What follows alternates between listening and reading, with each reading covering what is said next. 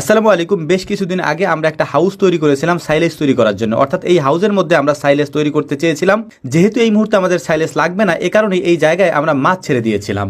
কিন্তু এই হাউসের মধ্যে মাছ ছাড়ার পর থেকেই যে সমস্যাটার সম্মুখীন আমাদের বেশি হতে হচ্ছে সেইটা হচ্ছে কয়েকদিন পর পর এটার পানি একেবারে নষ্ট হয়ে যায়। এর পাশাপাশি এই পানি থেকে প্রচুর পরিমাণে দুর্গন্ধ ছড়ায়। আপনারা দেখতেই পাচ্ছেন এই পানিটার কালার একেবারে কালো কুচকুচে হয়ে গিয়েছে। তো এখন আমাদেরকে যেটা করতে হবে, এই পুরো পানিটাকে আমরা বের করে ফেলবো এবং এখানে নতুন করে আবার পানি দেওয়ার চেষ্টা করব। এর পাশাপাশি মাছগুলিকেও আমরা এখান থেকে আলাদা করে রাখবো। পানি দেওয়ার পরে মাছগুলিকে এখানে পুনরায় ছেড়ে দিব।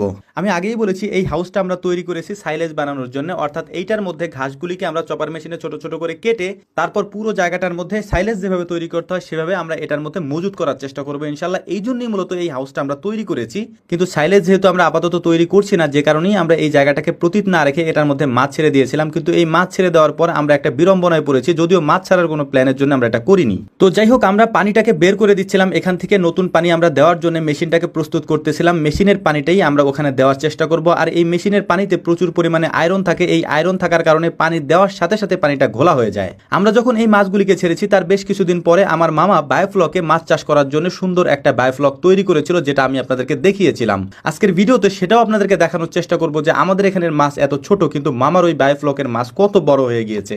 আমরা যেহেতু হাউসের পুরো পানিটা বের করে ফেলবো, এই জন্যই হচ্ছে আমরা অপেক্ষা করতে